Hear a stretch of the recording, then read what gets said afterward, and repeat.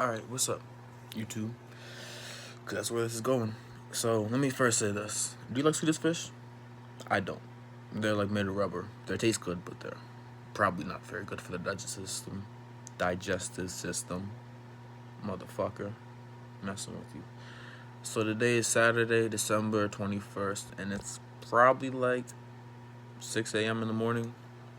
I haven't been asleep since maybe 12 or so, and it's obviously December, so it's the winter. I want to say and make one point before I get to the main topic of this video.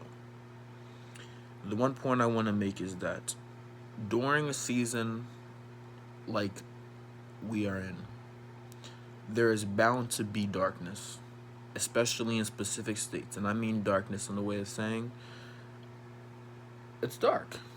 It's dark outside, right? And the sun sets earlier, and it's usually dreary, cloudy, rainy, snowing, many elements that come into play, but they're all cold elements. Very cold and dark. This page is mainly based around the sun, mainly based around sun gazing, based around meditation, which works best in the sun. Though I'm learning something right now that is very useful, and it's counter primitive. When I say counter primitive, I mean it is against the nature of instinctual behavior. It's more reasonable, tolerable. And I want to get to know me a little bit. I'm nobody, right? I've got a Pokemon poster on my wall from like 15 years ago. First generation Pokemon. That says a lot, my friend. First off, elements, cold elements, dampen the resistance amount of energy the body can receive. Warm elements build a tolerance to the amount of resistance it gives towards dampening elements, right? Let me say it again. Cold elements and dark elements give a dampening effect on the way our consciousness affects our lives. Whereas warm elements, bright elements, give a more positive, upbeat, uplifting effect on our lives. So, as I'm awake right now, it's 6 a.m. or so, December, Saturday, the 21st. And I'm noticing in my brain that I'm able to adjust the frequency that I not one just hear at, but two see at, and I'm aware of. I'm aware of the amount my brain can tolerate with inside of this dark, gloomy, dampening of a soul-resisting dark night. I think that's actually what they call this in spirituality, the dark night of the soul. So, I am experiencing the dark night of the soul where I cannot sleep. I cannot manage to keep my thoughts in one place. I'm scattered. My brain is going in all attention spans at one time, and I can't seem to get a grasp on what I'm actually trying to think. But that's the point. I've learned when they say be in your right mind,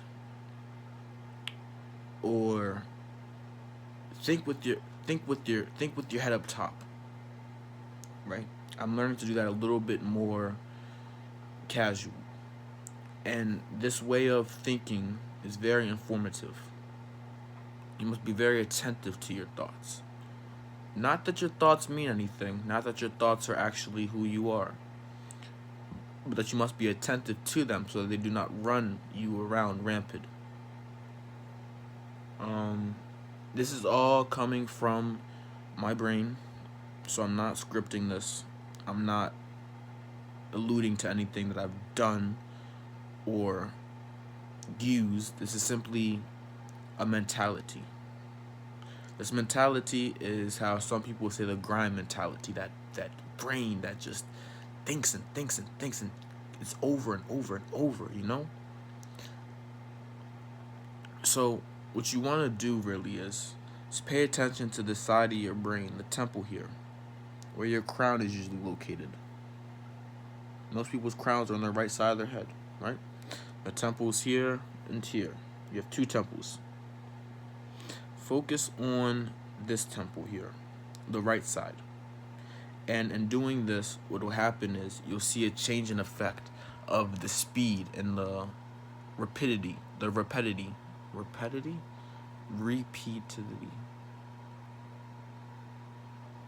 the repetitiveness, repetitive. Your thoughts will begin to rapid shift. Okay? I've been having trouble sleeping for the past, I want to say, 2 weeks. Ever since the early mid-December. I've been having trouble sleeping. It's getting worse. I'm not frightened by it. I'm not fearful of it. I'm just aware of it. I'm giving it attention. And based on the attraction, how I'm attracted to light, I attract to it. We all attract like a moth to the flame. But if we can learn to be still, to be calm, to be patient in this dark, gloomy night, these dark nights, I give you credit. I give you kudos. I give you props. No? It's very strong of you to stick through this. So stick through this. Remember, your thoughts will begin to speed up. They'll begin to become more rapid. And you'll start to see, I'm controlling them. You start to see, I'm controlling them. You'll say it again, I'm controlling them. And you'll get the awareness of it. And you'll get the joy. You'll say, I'm controlling them. I'm controlling them. And you'll find a new thought. And it's like you're flying, right? It's like you finally begin to fly. It's like you get in the car, you drive for the first time. It's all so new and so fun. So it's very interesting. Now, I actually don't know what I'm going to title this video. At 7 minutes and 30 seconds in, I don't know what I'm going to title this video. But I'm going to title it something very, very definitive. Something very creative. And they even say that your right side of your brain is the more creative thoughts, whereas the left side is the more logical thoughts. This is the more creative thoughts. Okay? So I'm starting to see that I am in control of my thoughts. I am in control of my life. I am controlling my situations. I am controlling my circumstances. And I shouldn't let them run my life. That's what I'm starting to see my life at. I shouldn't let them run my life. Especially if I have what people would consider nothing, or if I would consider myself to have nothing. I'm counter-primitive. I'm using a counter-primitive technique, a more advanced technique. It's the mind. It's simple. Right? You know what? I'm kind of lost for words to carry this video on. So I am going to end this, though. I hope this did help you.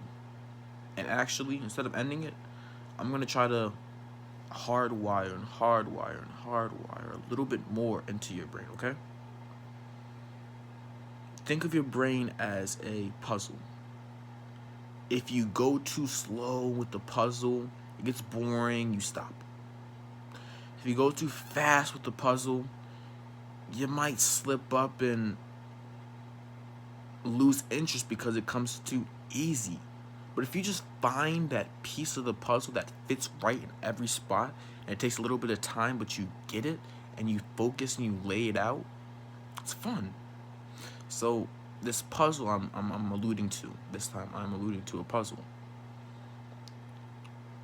The amount of attention that you give to the attraction of your affectionate mind, it will ultimately prosper, and it will ultimately gain significance to yourself.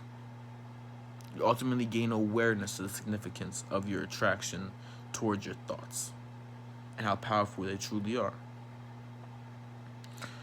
And I want to make a note that this is very easy.